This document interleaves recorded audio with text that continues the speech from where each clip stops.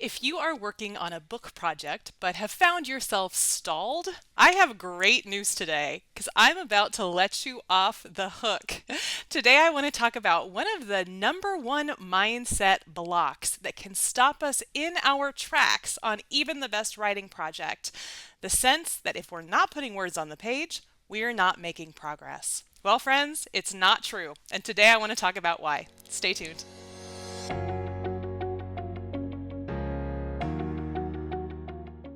You've got the story, you've got the idea, you just don't know the steps in the process. If this is what's holding your memoir back, I have got the solution for you. The Memoir Method Checklist is going to take you through every single step you need from idea to published marketable book. And you can download it now at pageandpodium.com/checklist.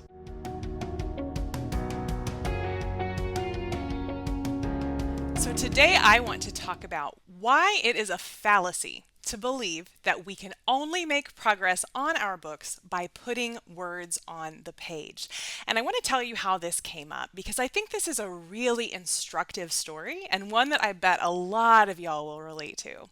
So we just started our new cohort of the Memoir Method, which is our group program where we help people move from idea all the way to published book in 9 months in a supportive community program. Can you tell? I love this program so much. So we have a new cohort of folks who are just starting on their development and outlining journey. Now, of course, we enroll every 3 months, so we've also got a group that just finished outlining and they are working on their draft. Well, what's so interesting when we're right at this point of a new cohort and a cohort that's about 3 months in is we start to see some shifts in how people think about their productivity. On one hand, we have folks who are going from outlining and development, which is not usually a writing heavy part of the process, into actually getting words on the page and kind of dealing with how does that momentum work? How does that kind of pacing work? At the same time that we have a whole group of folks who are having to get used to the idea that the entire first part of writing a book doesn't have any writing involved. Rather, what you are doing is working through ideas. And what we always hear right at this stage in a new cohort is that folks are feeling kind of frustrated, kind of stalled, kind of uncertain because in most of our minds, when we think of writing a book, we think of writing the book. We think of putting the words on the page. Now, I said at the beginning of this video, I am letting you off the hook today because that is just simply not true. There are many times in the process of writing a book when you will not be getting words on the page. So in this video, I want to start by talking about that problem, how that shows up, and how you can recognize if you are feeding into that problem. I want to then go to some of the reasons why this is a problem because it's not just your mindset. It's not that it will make you sad. It's that there are actually a lot of consequences to your writing and to your book itself that can come from this fallacy of thinking we always need to be getting words on the page. So we're going to go into kind of some of the results that can happen if we allow ourselves to sink into that problem mindset. And then I want to talk about, of course, some of the ways that you can correct this mindset, some different ways of thinking about what the work of writing is, how we can think about putting a book together in a way that doesn't exclusively value the words on the page stage over the stages that are much more about thought and play and even rest. So let's start by talking about how this problem shows up. Now, as I was mentioning in this story I began with, when we're thinking about words on the page, this is often going to just show up in a misalignment between our expectations and what things are really happening. So as we are thinking about moving forward on our book, one of the things that I always encourage, and in fact this is built in structurally to the memoir method, is that I want everyone to have some kind of a goal for for how much they want to accomplish. Now, this can look a lot of different ways, but one of the things that is really important is knowing how your kind of process works, how your schedule works. So for me, I need to have a really set writing calendar. I need to know that every morning, 9 o'clock to 11 o'clock, I am going to be writing Monday through Friday. I'll take Saturday and Sunday off. That really helps me know that I am doing what I need to be doing. During writing phases, though, I have more than just that set time set aside. I also have word count goals, right? So this will sound like, well, I need to write a chapter a week to stay on track. Or I need to make sure that this week I knock out 20,000 words. Or sometimes it will sound like I have got to finish this chapter before this coffee shop closes. I am not leaving until it's done. Now, this might look different for some of you. For example, Emily, my right hand in the memoir method, she is not somebody that sets a constant routine for her whole entire life. She is more likely to kind of be flexible in how she wants to manage the routine, how she wants to get into it, but she is still holding herself accountable, both in terms of time spent writing and in terms of the goals of actual production output. The problem here is that while the output goals do actually serve us in many stages of our writing, and in fact, I encourage you to have output goals at particular stages in the process, other stages in the process are not going to have really any visible outcome at all. So it can feel like I'm procrastinating, or I'm not getting things done, or I don't know enough. This can show up in all kinds of ways in our mind that are usually to do with self-doubt, negative self-talk, that kind of thing. This is so pervasive among writers, and I hate it. But the good news is we can be flexible in our thinking so that we can realize that it's not always going to be an output that's going to be the best goal. Sometimes we are going to want to stick to that time goal to think about how much we're getting done, how much we're investing, and whether we really are on track with the goals that we have set for ourselves in the long term. So, I want to kind of get into some of the things that I have seen this cause with our clients, some of the reasons that I see this as such a major, major problem that I felt like I needed to make this video. So, as I was thinking about how I have seen this show up in our clients, I see 4 main ways that when we get so tied to this output model of productivity, it can really backfire and hurt us, hurt our writing, and even hurt our eventual book product. Okay, so the first of these ways that this focus on output can really hurt your productivity and your book is that when we are so focused on the number of words or number of pages or number of chapters, this really encourages a sunk cost fallacy mindset. Now, if you're not familiar with the sunk cost fallacy, this is big for writers. I've talked about it before. All a sunk cost fallacy is that when we are investing into some particular goal we have, we tend to feel like we need to keep going, even if we realize that the goal isn't really what we want. So I think the easiest way to think about this is thinking about a slot machine. So a lot of times if we sit down at a slot machine and we're, feeding our pennies in, what we will find is that we will kind of think, okay, well, I'm warming it up. I've just got to put a few more pennies in. I know I'm going to hit really, really soon, right? The problem is that we know that slot machines, if they haven't been tampered with, have the same probability of results every single time you spin them. Right? Every single time the probability is the same. But it feels to us, if we have put in $5 or $10 or $15, we have to keep going because we haven't seen any payout from that yet. What happens with the sunk cost fallacy is this way of thinking overrides the logical part of our brain. The part of our brain that knows that is nonsense, the part of our brain that knows maybe we ought to just get up and go back to the hotel room. The part of our brain that knows what we're doing is really ridiculous. It gets overridden because we have invested so much, we can't stand to back out. Now, how this shows up in writing, and particularly when we are so focused on our production, our output, is that when we're thinking like, okay, well, I want to do NaNoWriMo. I want to get 50,000 words written in the month of November. What can happen is that we want to keep words that we know are taking us in the wrong direction, right? So if you are writing fiction or if you are writing a memoir, oftentimes you need to make sure that that narrative arc is moving in a way that makes sense. And very often there will be at least one point in this project that you planned where you were off. You had planned to include this particular story, or you had planned to reference this particular idea, but when you got there, it didn't really feel right. Well, what happens if the only way we measure our productivity, the only way we congratulate ourselves and celebrate our wins is when we have a certain number of words on the page? Obviously, what we're going to do is try to cling to every one of those words we can, right? Even when we know it's not a good choice.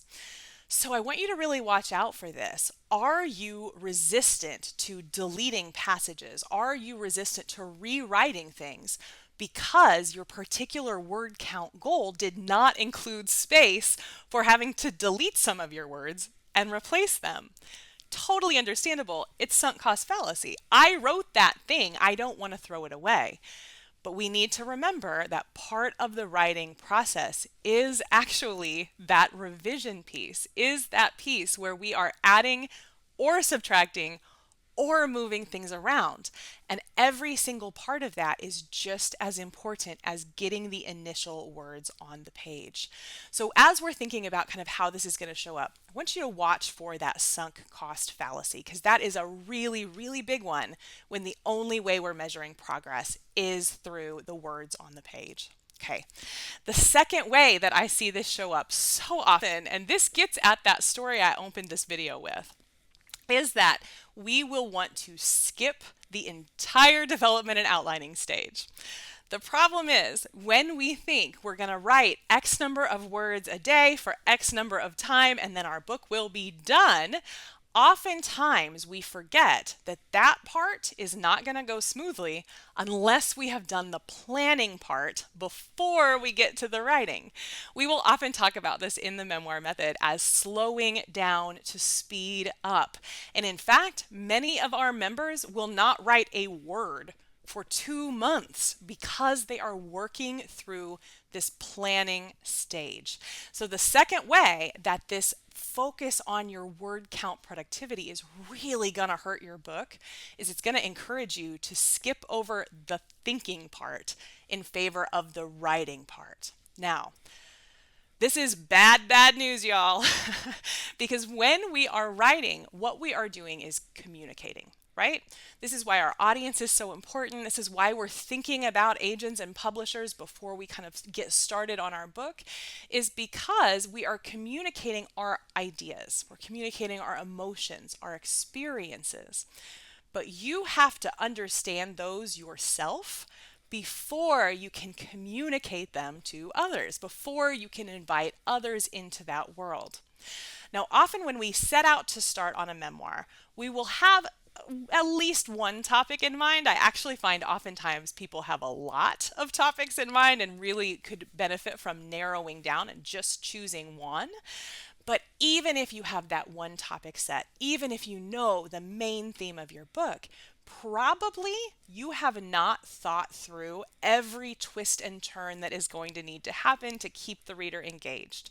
You probably have not hit that gold nugget of thinking through how these ideas fit together with the stories, with the emotions, to have a new idea, your contribution that you are going to make through this book. And the reason is, while getting words on the page, while the writing process is going to help you link some of those things together, tie up some loose ends, some of that will happen in the writing. The most magical pieces of that happen when you allow yourself to wait, to not write just quite yet, not quite yet, because what you are doing is focusing on how all of these things will eventually fit together. Now, the simplest way to think about this is really through your outline. And I talk about outlines all the time. So scroll back through the YouTube channel or the podcast feed. You can find all kinds of tips and hints and tricks and how-tos on outlining. But the important thing to know here is even though your outline will eventually have words, you will eventually be writing words as part of your outline, the bulk of the time spent outlining is not actually writing time. The bulk of the time spent outlining is your thinking time. And when we try to skip that thinking time, skip that planning, what we end up with is a whole mess of random writing that we have no idea what to do with. And this is where then we head back into our sunk cost fallacy. I see this so often. Folks will come to me and say, well, I have like 25,000 or 30,000 words written. And then when we look at that manuscript together, they do have that many words written, but there is no rhyme or reason to what any of the particular scenes or ideas or emotional experiences or reflections are. There is no sense of cohesiveness. There is no sense of a whole idea that they are expressing. And this is solely because we skipped the part about thinking and moved on to the writing stage way too early. And now here we are. In sunk cost fallacy, we don't want to get rid of any of that stuff because we wrote it, right? Okay, so the second way that this is going to show up for you is that you are going to be tempted to skip the thinking part and move right on to the writing part, which is going to lead you right back into that sunk cost fallacy cycle. Bad news. We really want to make sure that we are giving ourselves the time to do the part of the writing work that is not actually writing. The third way that this is likely to hurt you when you are so focused on your word count is that focusing on your word count can really make you believe that you have writer's block. I have a whole video podcast episode on what writer's block really is, which is very often just a mindset issue. And that is why this is such a dangerous thing. When we are so focused on that word count, when we are forcing ourselves to sit at our computer and write a particular number of words every single day, we are skipping over the part of the process that actually involves thinking. And when we skip that thinking part, we often convince ourselves that something is wrong with us. There's some reason that I keep sitting down. I sit down every morning at 9 and I just cannot get words on the page. Nothing will convince you faster that this book is not a good idea, that you are not qualified to write it, that you don't have any idea what you're doing. All of these terrible things that we say to ourselves when really all we needed was a little bit of flexibility in how we charted our progress. Really, all we needed was to be kind to ourselves about what counts in our writing. Okay, so the third way it's going to show up is it's going to make you think you have writer's block. And you know what? Very often you don't have writer's block. You just don't know what you want to say yet. So be kind to yourself.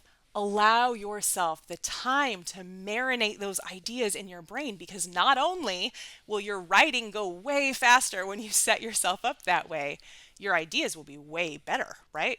Win. All the wins. All right, the fourth and final way that this is going to trip you up if you're so focused on word count is that it's going to discourage you from rest and play. Now, I know in our culture, we are not used to thinking of rest as part of productivity, and we are certainly not used to thinking of play as part of productivity. But when you are writing, you need both of those. In fact, they are just as important as the thinking part, and they are just as important as the writing part. Well, let me tell you why. Rest in particular, I think we very often underestimate how taxing it is to work on a book, particularly a memoir. When you set out on this journey, one of the things that really it's difficult to foresee is how emotionally difficult it's going to be, how intellectually difficult it's going to be, and really just how much your endurance is going to be challenged. And it is. When we set out to write a book, it is a long-term project. And there is no getting through any long-term project without rest. So when we are so focused on word count, one thing that I have seen happen in myself and in many clients is that we will say, okay, I'm going to write 3,000 words a day every weekday. Well, there will be a point at which something is going to stop you from that.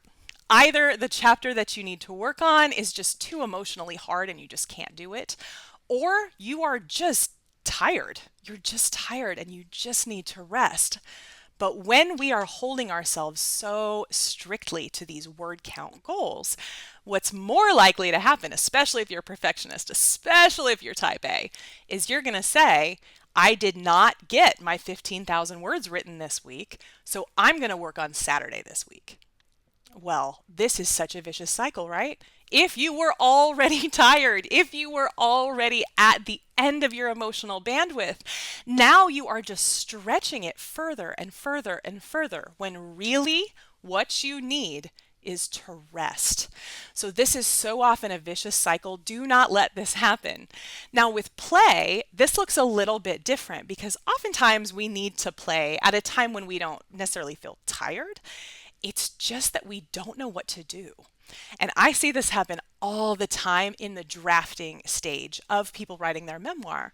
They'll get to some chapter that's just complicated. Maybe there is, a character, a person in the chapter that, you really have some bad feelings about, but you don't want to present them kind of as this unredeemable villain. We have a video on that, by the way. Go back, look that up. But also it may just be as simple as it doesn't seem like a very exciting chapter to you, but you have to have those scenes in there to move the story forward. All kinds of reasons. And one of the things that I always suggest to people is change your modality. Change your modality. This can look all kinds of ways. I'm a big, big advocate of handwriting when we get just kind of bleary-eyed staring at the computer. Handwrite out what you want the scene to be. But sometimes the best way to do this is through play. One of my very favorite ways to break that kind of feeling of just boredom and not being very excited is there is a trail near my house, and I like to go out to that trail because about halfway through the trail there's a playground and no one's ever on it. And the most fun thing is to get on the swings and just swing like you're a kid and let your mind just wander. Don't be focused on, what is this chapter? Just kind of plant the seed of the chapter and then just play. Just let yourself be free and not tethered to this pressure to produce, produce, produce. Sometimes the very best ideas are the ideas that come when we are not thinking about it. This is why we always have such good ideas in the shower, right? Because you're not thinking about your book while you're washing your hair. But your brain is still working. It's still working. So if you can give yourself permission to play, you are actually going to increase the value of that content for your reader. You are going to make that book even more interesting for them and even more rewarding for yourself. So as you are focused on your productivity goals, I really want you to build in time to rest and to play, because so often those are the first things to go, and we can really end up hurting our productivity in the long term by not taking care of ourselves in the short term. Okay, I'm not ever going to go through all of these terrible things without giving you some ways to push back, get yourself out of the hole. So let me share my 5 top tips for making sure that you are counting your productivity, even when it's not countable like a word count. So the first and most obvious tip is to count time instead of words. Now, I said at the beginning, I think a word count goal can actually be really, really useful at particular times in the writing. And I totally support you having a word count goal. In fact, our writing plan calculator, you can get that at pageandpodium.com/calculator, is going to have a word count goal for you that's going to build in how much you need to get done. But that planner also has a time goal. And all this requires is a little bit of flexibility in your thinking. If you sit down to write and nothing is coming, step back away. Use that time to think. Use that time to rest if you need it. Use that time to play. I always like to play. And you are going to be so much kinder to yourself if you can realize that you need to be doing the non-writing part of the work the same as you need to be doing the writing part of the work. Allow yourself to use the time the way you know instinctively that you need to. And I find usually we know if it's not good to be forcing ourselves to put words on the page. So listen to your body, do what you need, and just count that time instead of the words when you need to. Okay, the second tip that you can use to get out of this word count productivity mindset is to allow yourself some light multitasking. Now, the word light is operative here because there are definitely instances when we can use multitasking not as a way to advance our book, but as a way to procrastinate. You're going to have to just know yourself and know your heart. But what I do find is that many of our clients, also Emily and I have this experience, when we allow ourselves to step away and do something that doesn't require a lot of processing. Oftentimes, what we will end up doing is kind of pre-writing the chapter in our head. So we're kind of rehearsing out how we want it to play out, oftentimes even some specific words. This is such a good example of slowing down to speed up, because if you can get in that zone when you sit down to write, the number of words is going to flow so much more quickly than if you hadn't allowed yourself that thinking time. So what do I mean by light multitasking? Well, we had Maggie Jensen, who is the author of Unsoberly Sober. Her podcast is out. Her book's not out yet, but it will be, and it's amazing. She came in as a guest speaker to the Memoir Method recently.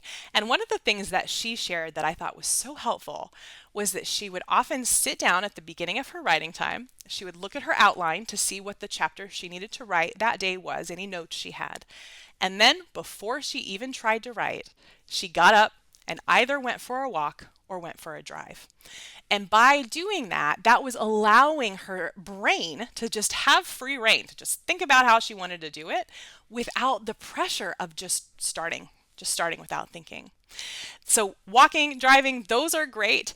Emily likes to clean her kitchen a little bit. I have mentioned I really like to go for a walk. Sometimes I'll think about it while I'm folding laundry. All kinds of these really easy, kind of repetitive, rote tasks are things that are going to signal to your brain that there's room for it to be creative. And when you do that, when you allow yourself to rehearse those ideas, it really makes that writing word count productivity go so much faster. Okay, so that tip is get out, do some light multitasking, walking, moving your body, cleaning up your kitchen, whatever it may be for you. Get that in there and allow your brain the time it needs to process. Okay, number 3, the third tip that I have for getting out of this word count productivity pit is to actually schedule in some rest. Now, this takes some doing. If you are writing your first book, you may have to just do some trial and error here. But I find for myself that if I am doing 4 to 6 weeks of writing every weekday, that 4 to 6 weeks, I'm going to need a break. It might not need to be a whole week. It might be, but I am definitely going to need some time to just pause, to process all that I have done so far, and to kind of look forward, to get to a point where it doesn't feel obligatory to write, but it feels like a treat. And by scheduling in your rest like that, you are going to be able to free your mind a little bit more. You are going to be able to find the joy and the fun in your writing. That is so key to making your productivity go faster. So schedule that rest in. I mentioned our calculator earlier, pageandpodium.com/calculator. And on that calculator, there is a built-in spot for you to say how much rest you want. Put that in there. Take that rest. This is a very long-term project you are embarking on. You are going to need to rest. You would not expect to walk the Appalachian Trail without taking any rest evenings, right? You are going to need to rest. A book is a marathon, not a sprint. So be kind to yourself and give yourself that space. That's going to make it feel much less like you've let go of your goals or you're giving up. You planned it. Take it. Okay, after you have done that, number 4, the next tip. This is going to be very applicable when you get to your revision stage, and that is play with other task accountability systems. One thing that can be really demoralizing when you get to revision stage is that you have probably been on what Emily calls the chapter train. You have probably been moving things forward very efficiently with some regularity. By the time you get done, you're in the swing of it, right? And then you get to revision. And unlike the drafting stage, there is no easy way to account for your productivity during revision. So here you can revert to my first tip. You can think about time instead of word count. But another thing that I like to play with in my revisions is different ways of keeping myself accountable. So I want to share two that I have used to great success in the past. They might seem kind of silly, but I think silly is sometimes a good thing, right? Sometimes silly helps us be more productive. So one of those systems that I used this with my second book. I made a list of all the revisions that I wanted to make. Now, some of those are going to be big. One of those, in fact, in my second book, one of those was rewrite the introduction. The introduction was long, kind of flabby. I really just wanted to kind of start over with it.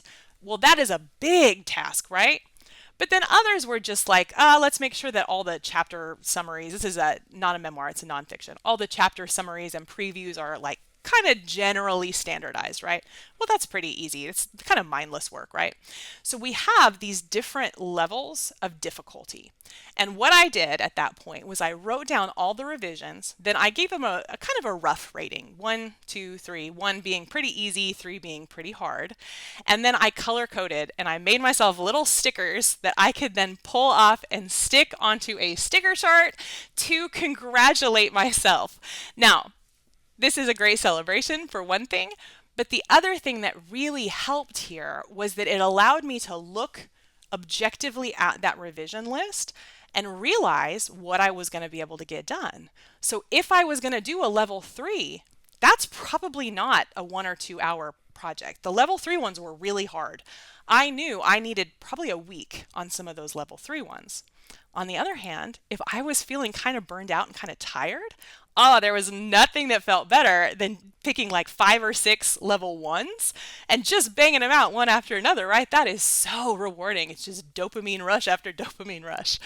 When you are thinking about in this kind of system, which I just made up, by the way, you can make your own up, it is going to give you this kind of reward system that you need and allow you to count your productivity, yes, in time, but also in a different kind of system.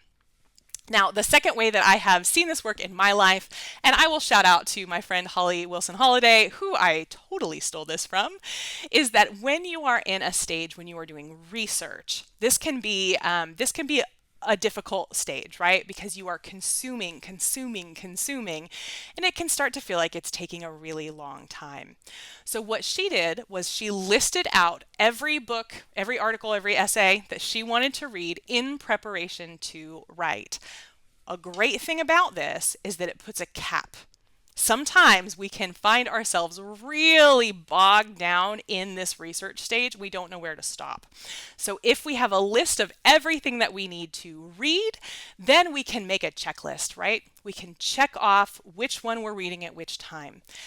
The advantage of this way over my revision grading type of system is that sometimes we want to just give ourselves a couple days. And sometimes we'll pick up something to research and it's not actually as good as we thought. I don't want that.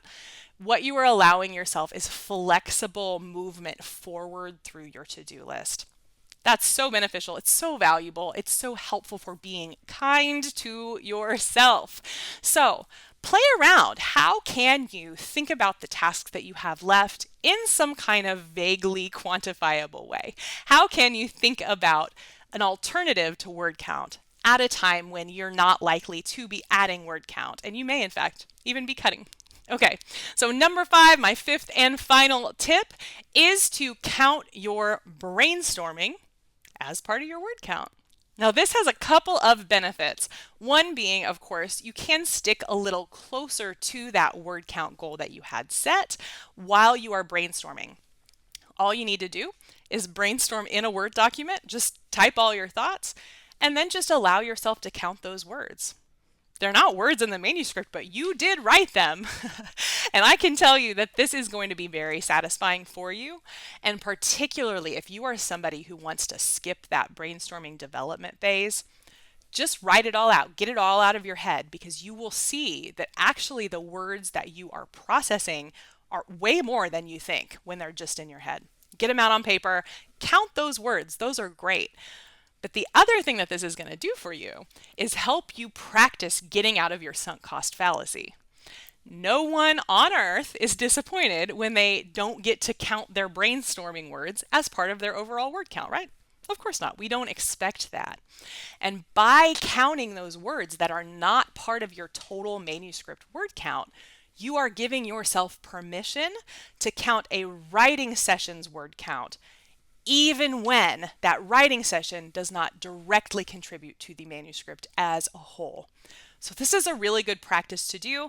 It's something I really encourage when people want to do something like NaNoWriMo or these other challenges. And I've done NaNoWriMo a few times. There was one time that I needed to use brainstorming words because I wasn't ready to write yet. So if you find yourself kind of hung up, really wanting that word count kind of rush, go ahead and count your brainstorming words. I give you permission to do it. It's going to help you get that thinking part done, and you need to do it anyway. And it also is going to help you feel that kind of sense of accomplishment. Okay, as you are moving forward, please keep in mind there will definitely be times in this process where productivity does not look like words on the page. Just doesn't. And the kinder we are, the more understanding and the more we expect that to be the case, the better the experience of writing is going to be. I know that you can knock this all out, and you're going to do that in a combination of word count goals, time goals, and probably some other silly goals that you make up for yourself. Let me know what you come up with. I can't wait to hear from you. Happy writing.